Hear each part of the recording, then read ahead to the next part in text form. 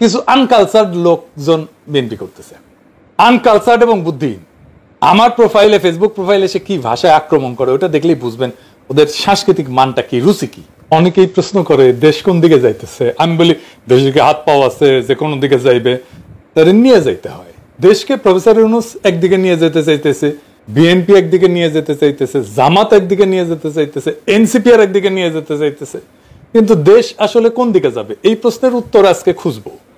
প্রথমে দেখি দেশের একটা ছন্ন ছাড়া অবস্থা। এখন কেন এই ছন্ন ছাড়া অবস্থা? বাংলাদেশটা, রাষ্ট্রটাকে তো হাসিনা ধ্বংস করে দিয়ে গেছে, সেটার একটা পুনর্গঠন দরকার ছিল, সেটা আমরা করতে পারি নাই। তার মূল কারণ বিএনপি না, বিএনপি না, মূল কারণ প্রফেসর ইউনূস নিজে।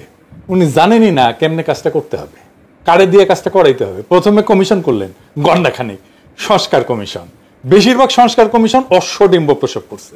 2024 প্রফেসর ইউনূসের সরকার কইল বড় সড়ো পরিবর্তনের কথা ভাবতেছে, বড় সড়ো আর কি কমিশন গুলা বুঝে না, কিছু না বুঝে রাষ্ট্র, না বুঝে রাজনীতি, রাষ্ট্রের টাকা ধ্বংস করে কমিশন বসাইলো। কিছু করিছে? কইছে রাষ্ট্র সংস্কারের 16 প্রস্তাব নাকি বাস্তবায়ন হয়েছে, আরো 37 প্রস্তাব নাকি বাস্তবায়ন হয়েছে। পরে আবার কয় আচ্ছা এটা কথা বলেন আপনারা, কিছু মনে করেন না। আপনার জীবনে বা সমাজে এই সংস্কারের কোনো ছাপ দেখতে পেয়েছেন?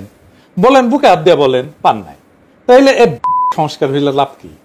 আরো নাকি 246টা বাস্তবায়ন হবে। বাস্তবায়ন কিছুই টের পাবেন না।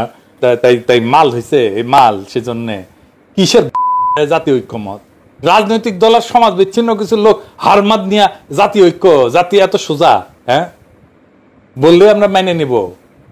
তবে একদিক দিয়ে ভালো হয়েছে, যেহেতু আমাদের সাথে এই কমিশনের কোনো আলোচনা করে নাই, আমাদের হাত পা বাধা থাকবে না, আমরা মুক্ত থাকবো কোনো ধরনের কমিটমেন্ট থেকে। ডাস্টবিনে ফেলাই দেবো ঐক্যমত, একেবারে ঐক্যমত কমিশনের প্রস্তাব ডাস্টবিনে ফেলে দেবো।